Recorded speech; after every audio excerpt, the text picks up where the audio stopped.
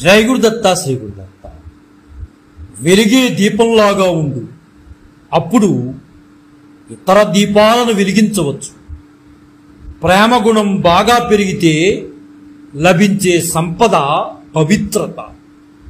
ప్రతి గడిచిన రోజు మనం ఏదైనా నేర్చుకున్నదై ఉండాలి.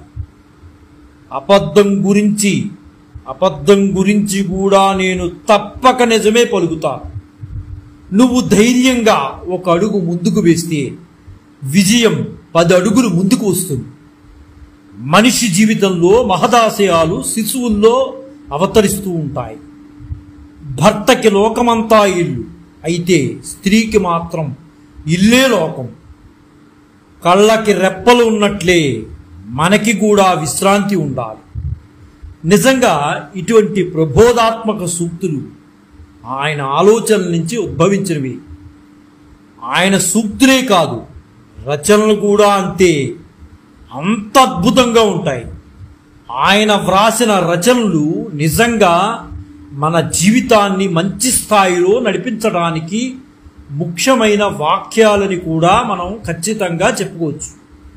వీటిని పునాది చేసుకుని మనం నడిస్తే ఎంతో బలంగా జీవితంలో నిలబడగలమో ఆయన దర్శించి వ్రాశారు.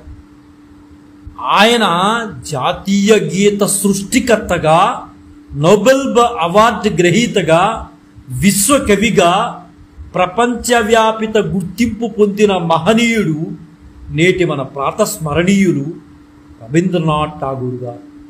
ఆ మహనీయుడికి నివాళులర్పిస్తూ వారి జీవిత విశేషాలను మనం తెలుసుకోవడానికి ప్రయత్నం చేద్దాం. అది వంగదేశం. 1861 సంవత్సరం మే 7వ తేదీ. ఆ తేదీన శారదాదేవి దేవేంద్రనాథ్ ఠాగూర్లకు 14వ సంతానంగా రవీంద్రనాథ్ ఠాగూర్ గారు జన్మించారు. ఆయన చిన్నతనం నుంచే సాహిత్యంపై మక్కువ ఎక్కువ అన్నమాట. ఇతరులకు భిన్నంగా రవీంద్రన బాల్యం గడిచింది. ఆముదం దీపం ముందు పుస్తకం పట్టుకు కూర్చుని ఆవులిస్తూ కునికపాట్లు పడుతూ చదివేవాడు. నిద్ర లేవగానే ఇంటి తోటలోకి పోయి ప్రకృతి సౌందర్యాన్ని చూచి ఆనందించేవాడు. కథలంటే ఆయన చెవు కోసేసుకునేవాడు. సామాన్య దుస్తులతో నిరాడంబరంగా పెరిగారు ఆయన. బాల్యంలో ఇంట్లోనే 4 గోడల మధ్య ఉండవలసి రావడంతో ఆయనకు బయట ప్రపంచం అద్భుతంగా తోచేది. ఒక్కసారి బయటికి వెళ్తే ఆ ప్రపంచం అంతా అద్భుతంగా కనిపించేది. కారణం ఆయన 4 గోడల మధ్య ఉండేవాడు. ప్రపంచం ఒక రహస్యమని, ఆ రహస్యాన్ని తెలుసుకోవాలని కుతూహలపడేవాడు మహానుభావుడు. రవీంద్రనాథ్ ఠాగూర్ గారు పాఠశాలలో చదవడానికి ఇష్టపడలేదు. ఇంటి వద్దనే క్రమశిక్షణతో ప్రతి ఉదయం వ్యాయామం చేసి, ఉదయము గణితం నేర్చుకుని చరిత్ర, భూగోళ పాఠాలను, సాయంత్రం చిత్రలేఖనము, ఆటలు, ఇంగ్లీషు అభ్యసించేవారు. ఆదివారాల్లో అయితే సంగీత పాఠాలు, భౌతిక శాస్త్ర ప్రయోగాలు, సంస్కృత వ్యాకరణము నేర్చుకునేవారు మహానుభావులు. అంటే ఆయన స్వయం కృషితో వెళ్ళారు అనేది చాలా స్పష్టంగా మనకు తెలుస్తోంది. బొమ్మలన్నా ఆంగ్ల నవలన్నా ఆయన చాలా ఇష్టపడేవారు. స్వయంగా ఆయనే ఎక్కడికైనా వెళ్ళినా అది తీసుకుని చదువుకునేవారు. కాళిదాసు, షేక్స్పియర్ రచనలు బాగా ఇష్టం ఆయనకి. భాషను క్షుణ్ణంగా అభ్యసించి మాతృభాష అభిమానం పెంచుకున్నారు ఆయన. ఉన్నత విద్య కోసం ఇంగ్లాండ్కి వెళ్ళి రవీంద్రనాథ్ ఠాగూర్ ప్రొఫెసర్ మార్లే ఉపన్యాసాలు విని ఆంగ్ల సాహిత్యంపై మరింత అభిరుచిని పెంచుకున్నారు. అప్పటి వరకు ఆంగ్లం మీద ఉన్నటువంటి కొంచెం ఇబ్బందికరమైన వాతావరణాలు కావచ్చు, విరక్తి కావచ్చు, అది పక్కనుండగా మార్లే గారి ఉపన్యాసాలు వెంటవేంటి ఆంగ్ల సాహిత్యం మీద మరింత అభిరుచి పెంచుకున్నారు. సాహితీవేత్తల ప్రసంగాలు విని వారితో సంభాషించి నాటకాలు, సంగీత కచేరీలకి హాజరయ్యి ఆంగ్ల సంస్కృతి సంప్రదాయాలను ఆకళింపు చేసుకున్నారు. అక్కడ తన అనుభవాలను స్నేహితుడు భారత్కి లేఖలు రాసేవారు. భారతదేశంలో ఉన్నటువంటి స్నేహితుడికి లేఖలు రాసేవారు. ఇంగ్లాండ్లో ఉండగానే ఆయన భగ్న హృదయం అనే కావ్యాన్ని రచించారు. ఆయన విర్గ్రేర్ స్వప్నభంగ్, సంగీత ప్రభాత అనే భక్తి గీతాలను కూడా రాశారు ఆయన. ఆయన రచనలో గొప్పగా చెప్పుకోవాల్సింది ఏంటయ్యా అంటే గీతాంజలి. బెంగాలీ భాషలో రచించిన భక్తి గీతాలను గీతాంజలి పేరుతో ఆంగ్లంలోకి అనువదించాడు మహానుభావుడు. అనంతరం దీన్ని అనేక ప్రపంచ భాషల్లోకి తర్జుమా చేశారు. ఒక గీతాంజలి ప్రపంచ భాషల్లోకి తర్జుమా అయినటువంటి గొప్ప సాహిత్యం అనే మనం మాట్లాడుకోవాలి. ప్రపంచ సాహిత్యంలోనే ఇది ఒక గొప్ప రచన.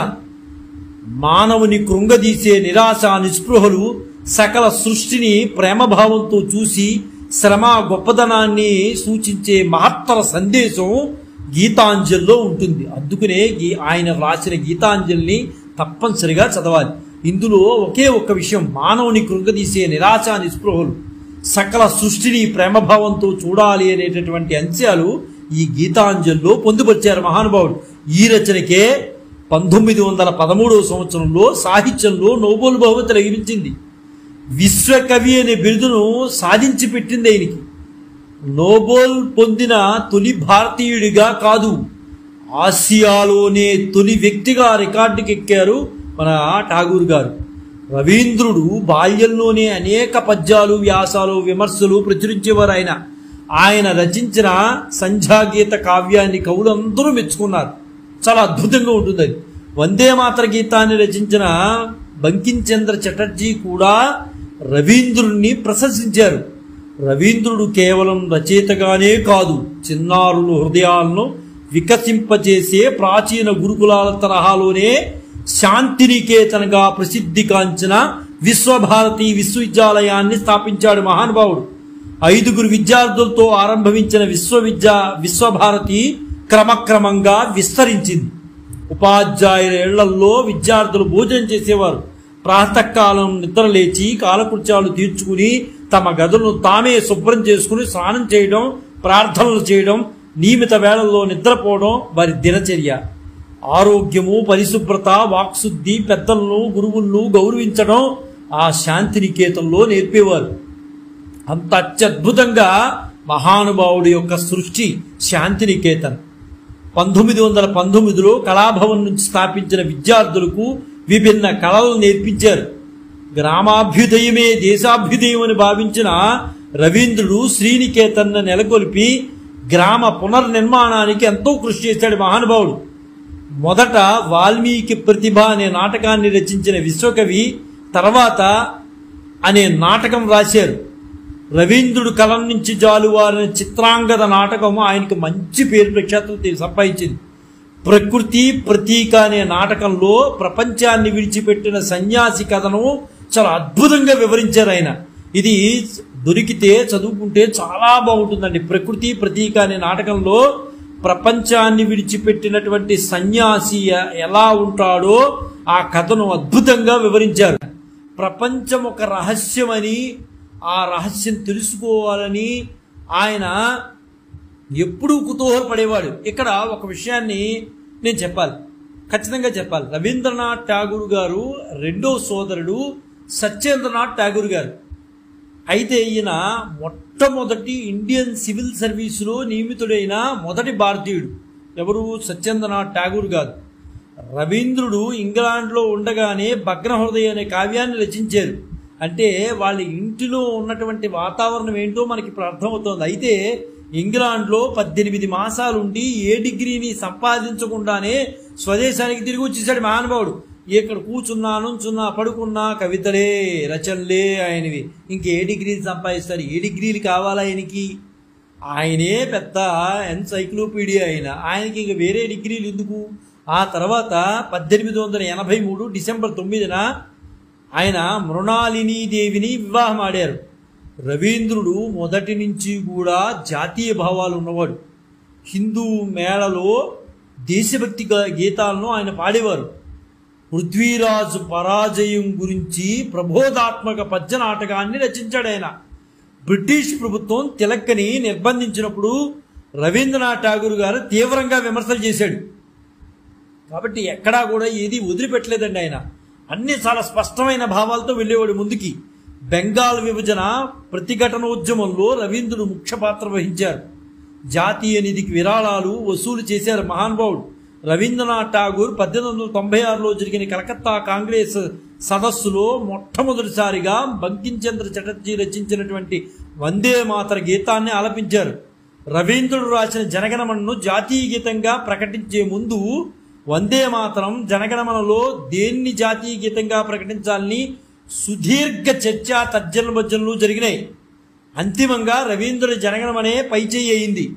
దీంతో రాజ్యాంగ సభ కమిటీ అధ్యక్షుడు డాక్టర్ బాబు రాజేంద్ర ప్రసాద్ గారు 1950 సంవత్సరం జనవరి 24వ తేదీన జనగణమన జాతీయ గీతంగా వందే మాతరం జాతీయ గేయంగా ప్రకటించారు. ఎంత అద్భుతమైన సృష్టి అండి! ఇద్దరిని వదల్లా. జనగణమనని జాతీయ గీతంగా, వందే మాతరాన్ని జాతీయ గేయంగా ప్రకటించారు. రవీంద్రులు గొప్ప గొప్ప కథలు రాసేవారండి. బహుశా 140 సంవత్సరాల తరువాత చదువులు ఎలా ఉంటాయో ఊహించి రాసినటువంటి మహానుభావుడు రవీంద్రనాథ్ ఠాగూర్ గారు. కొన్ని కార్పొరేట్ వ్యవస్థల్లో జరిగేటటువంటి అస్తవ్యస్తమైన విద్యా విధానాన్ని ఒక చక్కని కథ ద్వారా దాదాపు 140-150 సంవత్సరాలలో క్రితమే ఆయన అద్భుతమైన సృష్టి రాశారు. అంటే ఆయన ఆనాటికే విజన్ ఎంత ఉందో, ఆయన విజన్ ఏంటో మనకు తెలుస్తోంది. 130-140 సంవత్సరాల తర్వాత విద్యా వ్యవస్థ ఎలా ఉంటుంది, విద్య ఏ విధంగా ఉంటుంది అనేది ఆయన సుస్పష్టంగా తెలియజేశారు. ఆయన పిల్లల్ని చదివిస్తున్న ప్రతి తల్లి తండ్రి ఖచ్చితంగా వినవలసిందేనండి. ఇది రవీంద్రుడు రాసినటువంటి దాన్ని చదవవలసిందే, వినవలసిందే. ఆయన అద్భుతమైన సృష్టి ఏంటంటే ఒక చిలక కథ రాశారు. అది ఏంటంటే ఒక చిలక ఉండేది, చక్కగా పాడేది, స్వేచ్ఛగా దాని ఇష్టం వచ్చినట్టు అది ఎగిరేది, కానీ చదవలేకపోయేది. చిలక ఉండేది, చక్కగా పాడేది, స్వేచ్ఛగా ఎగిరేది, కానీ చదవలేకపోయేది. అది రాజుగారి తోటలోని చిలుక. అది ఎక్కడ చిలక అంటే రాజుగారి తోటలో చిలుక. ఒకరోజు అది రాజుగారి కంట్లో పడింది. వెంటనే మంత్రిని పిలిచి రాజుగారు వెంటనే ఆ చిలక వంక చూసి ఆ మంత్రి గారితో ఏమన్నారంటే ఎడ్యుకేట్ ఇట్ అని ఆదేశించాడు. ఆ చిలుకను చూపిస్తూ ఎడ్యుకేట్ ఇట్ అని ఆదేశించాడు. అన్నీ ఉన్నాయి, ఎడ్యుకేషన్ ఒకటే లేదు అని దాన్ని ఎడ్యుకేట్ చేయని చెప్పాడు మంత్రి గారు. దాన్ని ఎడ్యుకేట్ చేసే బాధ్యతను రాజుగారి మేనల్లుడి మీద ఉంచారు మంత్రి గారు. ఎలా ఆ చిలుకని ఎడ్యుకేట్ చేయడం, విద్యావేత్తలను కూర్చుని తీవ్రంగా ఆలోచించారు. మంత్రి గారు తెలుగు ఏం చేశారంటే రాజుగారి మేనల్కి అప్లై చెప్పేస్తే ఆయన చాలా మంది విద్యావేత్తలను కూర్చోబెట్టి దీన్ని ఎలా ఎడ్యుకేట్ చేయాలి, ఏ విధంగా ఎడ్యుకేట్ చేయాలి అని తీవ్రంగా ఆలోచించేస్తున్నారు. చిలక్కి చదువు చెప్పాలంటే మొదట అది కుదురుగా ఉండాలి, అంటే అది ఎగరకూడదు. వెంటనే అంటే అది స్వేచ్ఛగా ఎగిరేది అని ముందు మనం చెప్పుకున్నాం కదా, అందుకని అది ఎగరకూడదు. వెంటనే ఒక పంజరం తీసుకొచ్చి అందులో పడేసేదాన్ని. చిలుకను అందులో కూర్చోబెట్టేశారు. కోచింగ్ ఇవ్వడానికి ఒక పండితుడిని పిలిపించారు. చిలుకను చూశాడు. ఈ చిలుక్కి ఒక పుస్తకం సరిపోదు అన్నాడు ఆ పండితుడు. వెంటనే ఏం చేశారంటే గుట్టల కొద్ది పుస్తకాలు వచ్చాయి. గంటల కొద్ది చదువు మొదలైపోయింది. ఒక గంట సరిపోదు, గంటలు ఉండాలి అన్నారు. గంటలు మొదలైపోయింది. పంజరం చూడటానికి వచ్చిన వాళ్ళందరూ కూడా అబ్బా భలే చిలక అనడం లేదు. అక్కడ గమ్మత్తైన విషయం, పంజరాన్ని చూడటానికి వచ్చిన వాళ్ళందరూ కూడా అబ్బా భలే చిలకండి అని అన్నట్లా. ఏమంటున్నారు? అబ్బా ఏ పంజరం అండి, ఎంత బాగుందండి పంజరం. లేదా అక్కడ ఇంకో మాట ఏమంటున్నారు, లేదంటే అబ్బా ఎంత చదువండి అంటున్నారు. రాజుగారిని మెచ్చుకుంటున్నారు కానీ, మంత్రి గారిని ప్రశంసిస్తున్నారు కానీ, రాజుగారి మేళ నుండి పంజరం తయారు చేసిన కంచాల్ని, చదువు చెప్పడానికి వచ్చిన పండితుడిని ఆహా ఓహో అని కీర్తిస్తున్నారు. కానీ చిలుక గురించి ఏమీ మాట్లాడట్లా. రాజుగారు మంత్రి గారికి మళ్ళీ ఒకసారి చెప్పారు, ఎన్ని లక్షల వరహాలు ఖర్చు అయినా పర్వాలేదు, చిలుక్క మాత్రం బాగా చదువు రావాలి. గుర్తుందా మంత్రి గారు? మీరు మాత్రం మొహమాట పడకండి. ఎన్ని లక్షల వరహాల కష్టమైనా డబ్బులు కావాల్సి వస్తే నిధి నుంచి తీసుకెళ్ళండి, ఆ చిలుక మాత్రం చదువు రావాలి. మంచి మేనర్స్ కూడా రావాలండో, మీరు మర్చిపోకండి. చదువు ఒకటే కాదు, మేనర్స్ కూడా ఉండాలి, దానికి నేర్పండి అన్నారు. అలాగే అని అన్ని లక్షల వరహాలు దఫదఫాలుగా కోశాగారం నుంచి తెప్పించారు మంత్రి గారు. సెమిస్టర్లు గడుస్తున్నాయి. పాపం చిలక్కు కూడా సెమిస్టర్లు గడుస్తున్నాయి.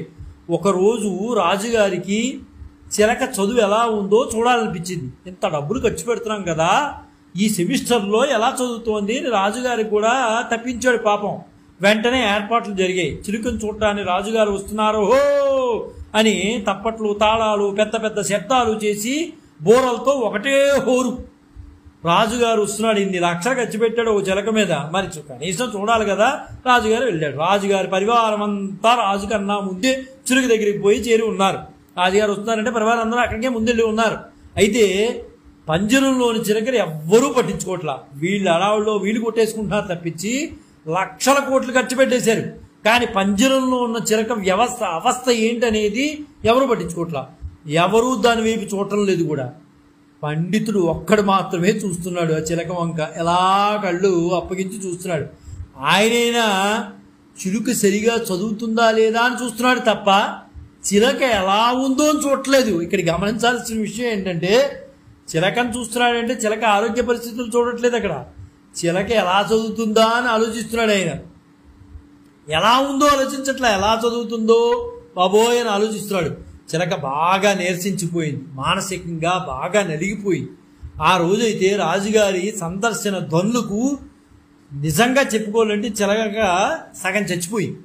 తర్వాత కొద్ది రోజులకే పూర్తిగా ప్రాణం విడిచేసింది. ఆ సంగతి ఎవరికీ తెలియదు. తెలిసిన వాళ్ళు ఎవరికీ కూడా చెప్పలేదు.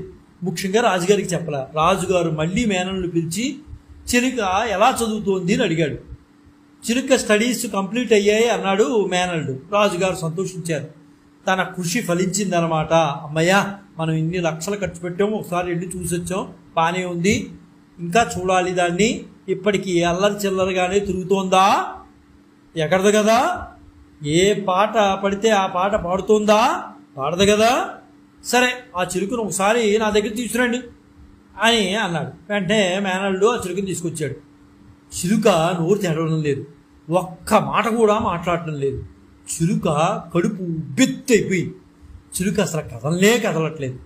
ఆ కడుపులోనిది ఏమిటి చిలుక కదలట్లేదు, ఆ కడుపులో ఏంటి అంత ఉబ్బెత్తుగా ఉంది అని రాజుగారు అడిగారు. వెంటనే అదేం లేదు మావయ్య, జ్ఞానం మావయ్య అని మేనల్లుడు రాజుగారికి చెప్పాడు. చిలుక చనిపోయినట్లుంది కదా, అసలు కదలికే లేదు, చనిపోయిందా అన్నాడు రాజుగారు. చిలుక చదివిందా లేదా అన్నదే నా బాధ్యత, అంతే, చచ్చిందా బతికిందా అని కాదు నేను చూడను మావయ్య. నాకు నువ్వేం చెప్పావు, చిలుక చదువుతోందా లేదా బాధ్యత నీది అన్నావు, కానీ చచ్చిందా బతికిందా నాకు అనవసరం అని రాజుగారి మేనల్లుడు ఖరాఖండిగా రాజుగారికి చెప్పేశారు. చూసారా, విశ్వకవి దృష్టి ఎలాంటిదనేది ఇప్పుడు మీకు అర్థమవుతోంది. 140 సంవత్సరాల క్రితమే ఆయన 140 సంవత్సరాల తర్వాత ఎలా ఉంటుంది చదువు అనేది ఆయన దర్శించి రాశాడు వాల్మీకిలాగా. ఎంత అద్భుతమైన సృష్టి! నేటి విద్యారంగంలో, కార్పొరేట్ వ్యవస్థల్లో జరిగేటటువంటి దుశ్చర్యలు ఇవే. ఆ దృశ్యం నిజంగా అది చదువుతుంటే కంటికి అలా కనిపిస్తుంది. ఇదొక్కటి కాదండి, ఇలాంటివి ఎన్నెన్నో రాశాడు మహానుభావుడు. అంటే ఎంత గొప్ప విషయం ఇది! ఆయన 140 సంవత్సరాల క్రితమే దీన్ని దర్శించి ఇలా ఉంటుంది రాబో రోజుల్లో అని ఊహించి రాసింది ఇప్పుడు నిజం. ప్రస్తుత కాలమాన పరిస్థితుల్లో ఏం జరుగుతోంది అదే జరుగుతోంది. మనం డబ్బులు కట్టామా లేదా, పంపించామా లేదా, వాడికి చదువు వచ్చిందా లేదా అని అక్కర్లా, వాడు బతుకున్నాడా లేదా, వాడి ఆరోగ్యం ఎలా ఉందా లేదా అక్కర్లా, వాడికి మార్కులు వచ్చాయా లేదా అనేదే చూసే దౌర్భాగ్య స్థితిలోకి వెళ్ళిపోయింది. వాడు బట్టి పడుతున్నాడా, ఏం పడుతున్నాడు, ఏం అక్కర్లా. వాడికి మార్కులు 100కు 100 వచ్చినాయా, 100కు 100 వచ్చిన వాడిని పిలిచి పేపరు కలము ఇచ్చి రాయమంటే ఒక 4 మాటలు రాయలేడు. అది పరిస్థితి, నేటి దుస్థితి. మార్కులు చూసి ఆనందపడేటటువంటి దుస్థితిలో ఉంటారు. ఇలాంటి చదువులు ఉంటాయి అని రవీంద్రనాథ్ ఠాగూర్ ఏనాడో ఊహించి ప్రభావితం చేశాడు. కానీ మనం తెలుసుకోలేకపోతున్నాం. నేటికి కూడా అదే వ్యామోహంలో పడిపోతున్నాం. కానీ ఇలాంటివి చదివిన రోజున తల్లిదండ్రులు కూడా ప్రభావితం అవుతారు, ఖచ్చితంగా ప్రభావితం అవుతారు. చదువు అంటే లక్షలు ఖర్చు పెట్టి చదివితే చదువు కాదు. రవీంద్రనాథ్ ఠాగూర్ గారు 5వ తరగతి వరకు ఇంట్లో కూర్చుని చదువుకున్నాడు. కాబట్టి లక్షలు కోట్లు ఖర్చు పెట్టి చదివితే వచ్చేది చదువు కాదు. భగవంతుడిచ్చి జ్ఞానంతో ముందుకెడగలగాలి.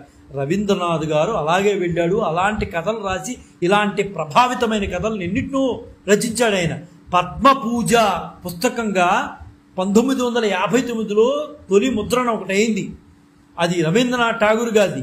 విశ్వకవి రవీంద్రనాథ్ ఠాగూర్ రచించిన పద్మపూజ కథలు సంపుటిని తెలుగులో కేవి రమణారెడ్డి గారు బహుశా అనువదించారు ఆయన. అది చూస్తే మీకు తెలుస్తుంది. పద్మపూజ కథల సంపుటి మొదటి ముద్రణ జూలై 1959లో తిరిగి మళ్ళీ 1988లో ముద్రణ గావించబడినట్లుంది.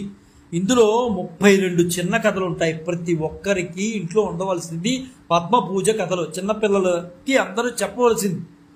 ప్రతి కథకి అద్భుతమైన సృష్టి చేశాడు రవీంద్రుడు. అందరికీ నచ్చేవే, ఒక పిల్లలకే కాదండి, పెద్దలు కూడా మెచ్చేటటువంటి కథలు పద్మపూజ కథలు. 32 చిన్న చిన్న కథలుగా ఉంటాయి. అది అద్భుతమైన సృష్టి. అలాంటి కథలను పాఠశాల కళాశాలల్లో చెబితే నేటి దౌర్భాగ్య పరిస్థితులు అనేవి ఉండవు. సమాజంలో చూసేటటువంటి దౌర్భాగ్య పరిస్థితులు ఉండవు. ఇవన్నీ దర్శించి రాసినటువంటి రవీంద్రుడు మామూలు సామాన్యమైన వ్యక్తి అయితే కాదు. ఇవన్నీ పారద్రోలాలి అంటే, చెడును పారద్రోలాలి అంటే ఖచ్చితంగా రవీంద్రుడు రాసినటువంటి కథలను మనం పిల్లలకి వినిపించాలి. ఈ కథ సంపుటి విడుదలై శతాబ్దం గడిచిన ఇప్పటి కాలానికి కూడా అన్ని కథలు ఎలా ఉంటాయంటే గీటురాయి లాంటివే. గీతాంజలి రవీంద్రుని కవిగా ప్రపంచ ఖ్యాతిని తీసుకొచ్చి పెట్టింది. ఈ కావ్యంలో ఈ మహాత్ముడు ఒక చిన్న అభిప్రాయాన్ని వ్యక్తం చేశారు. ఏమని అభిప్రాయం? మహాత్మా గాంధీ చిన్న అభిప్రాయాన్ని వ్యక్తం చేశారు. ఏంటి? గీతాంజలిలో ఏమని వ్యక్తం చేశారంటే, మహాత్మా గాంధీ మంత్రములు జపమాలు విడిచిపెట్టి తలుపులన్నిటినీ బంధించి ఈ చీకటి గిరిలో ఎవరిని పూజిస్తున్నావు? కళ్ళు తెరిచి చూడు. నువ్వు ఆరాధించే దేవుడు నీ ఎదుట లేడు. ఎచ్చట రైతు నేల దున్నుతున్నాడో, ఎచ్చట శ్రామికుడు రాళ్లు పగలగొడుతున్నాడో అక్కడ పరమాత్ముడు ఉన్నాడు. వారితో ఎండలో వానలో ధూళిలో వస్త్రములతో ఆయన ఉన్నాడు. నీవు కూడా నీ పట్టు పీతాంబరాల ఆవల్ల పక్కన పెట్టి ఆ నేల మీదిక పద, అప్పుడు తెలుస్తుంది నీకు అని రవీంద్రుని గురించి గీతాంజలిలో మహానుభావుడు గాంధీ గారు రాశారనమాట. ఆయన అభిప్రాయాన్ని వ్యక్తం చేశారు. రవీంద్రనాథ్ ఠాగూర్ గారికి అవసరమైన నిధులన్నీ కూడా అజ్ఞాత వ్యక్తి చేత గాంధీజీ గారు కొద్దిగా ఏర్పాటు చేయించేవారు. భారత చైనా సంబంధాల అధ్యయనం కోసం 1937లో ఒక ప్రత్యేక విభాగాన్ని ప్రారంభించారు ఆయన. అయితే ఆరోగ్యం అంతంత మాత్రంగా ఉన్న ఆ విషయం రవీంద్రుని ఆలోచనలకు అడ్డంకి కాల. అంటే ప్రత్యేక విభాగాన్ని ఏర్పాటు చేసినా ఆయనకి ఆలోచనలకి అడ్డం రాల. వయసు మీద పడుతున్నందున ఒకసారి తన పాత జ్ఞాపకాల నిలయం తూర్పు బెంగాల్లో ఉన్న ఏంటంటే పత్తిసర్కి ఆయన వెళ్ళి వచ్చారనమాట. భిన్న నేపథ్యాలను తీసుకుని 2 పుస్తకాలు ప్రచురించారు. ఒకటి ఫిజిక్స్ బోధన పిల్లలకు చేసేందుకు సంబంధించింది అందులోదనమాట. ఒకరోజు సాయంత్రం నడుస్తుండగా హఠాత్తుగా స్పృహ తప్పి పడిపోయారు రవీంద్ర గారు. దీర్ఘకాల నష్టం కలిగించే అనారోగ్యమే అయినా త్వరలో కోలుకున్నారు. ఆయన పడిపోయినా త్వరలో కోలుకున్నారు. తాను మరణానికి చేరువయ్యి వచ్చానని ఆ మృత్యు ప్రతినిధి తలుపు తట్టిన క్షణం వర్ణిస్తూ ఒక గేయాన్ని రాశారు ఆయన. గాలి మార్పుల వల్ల ఆరోగ్యం కొంచెం దెబ్బతింటోంది అని బాంగ్స్ అనే పర్వత ప్రాంతానికి తీసుకెళ్లారు. ఆయన కొంచెం గాలి మార్పు ఉండాలి అనే ఉద్దేశంతో తీసుకెళ్లారు. ఈలోగా 2వ ప్రపంచ యుద్ధం ప్రకటించబడింది. భారతదేశానికి స్వాతంత్రం ప్రకటిస్తే యుద్ధంలో బ్రిటిష్కి సహకరించాలనుకున్నది కాంగ్రెస్. యుద్ధం ప్రారంభించిన మీరు ఎప్పటికైనా చింతించక తప్పదంటూ రవీంద్రనాథ్ ఠాగూర్ జపాన్ వారికి ఉత్తరం రాశారు. మీరు కనుక యుద్ధం ప్రారంభిస్తే మీరు ఎప్పటికైనా చింతించక తప్పదు అంటూ జపాన్ వారికి ఉత్తరం రాశాడు మహానుభావుడు రవీంద్రనాథ్ ఠాగూర్. అయితే 1941 ఆగస్టులో గాంధీజీ గారు విశ్వభారతికి వచ్చారు.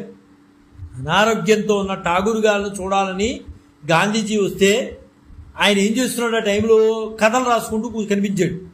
ఠాగూర్ ప్రయాణం చేయలేని స్థితి కాబట్టి ఆయన్ని ఇవ్వాలనుకున్న గౌరవ డాక్టరేటు ఆక్స్ఫర్డ్ విశ్వవిద్యాలయం వారు శాంతినికేతనికి వచ్చి బహుకరించారు. ఆయనకి అనేక రకాల డాక్టరేట్లు వచ్చాయి. అయితే ఆయనకి ఇవ్వాలంటే ఆయన ఎక్కడికి కదలలేడు కాబట్టి మంచంలో ఉండే దాన్ని స్వీకరించాడు మహానుభావుడు. మంచం మీద ఉన్నా తన రచనలు మానలేదండి, మంచి రచనలు మాత్రం చేస్తూనే ఉన్నాడు. తన చివరి పుట్టినరోజు సంస్కృతుల సంక్షోభం అనే అంశం మీద తయారు చేసిన ప్రసంగంతో చక్రాల కుర్చీలో సిద్ధపడినా ఆరోగ్యం సహకరించక ఆయన అలా వేదిక మీద కూర్చోపెట్టిన వారు మరెవరు చదివారు తెలియదు. కానీ మొత్తం మీద ఆయన చివరి వరకు కూడా సంస్కృతుల సంక్షోభం గురించి అద్భుతమైన ప్రసంగం ఇచ్చారు. ఆయన అంత అద్భుతంగా ఆయన రాశారు. చక్రాల కుర్చీలో వచ్చి ఆయన రాసి ఆయన ఇచ్చారు. చదివిన వాళ్ళు ఎవరో తెలియదు కానీ మొత్తం మీద ఆయన అలా కూర్చోబెట్టి ఎవరు చదివారు, రవీంద్ర గారు ఇస్తున్నటువంటి అంశము అని, ప్రసంగము అని. ఆపరేషన్ అవసరమయ్యి కలకత్తాకి తీసుకెళ్తే అక్కడే ఆయన 2 గేయాలు గబగబగబా డిక్టేట్ చేశాడు. ఆయన తన జీవితం అంతమవుతుందనే విషయం ఆ గేయాల్లోనే చెప్పేశాడు మహానుభావుడు.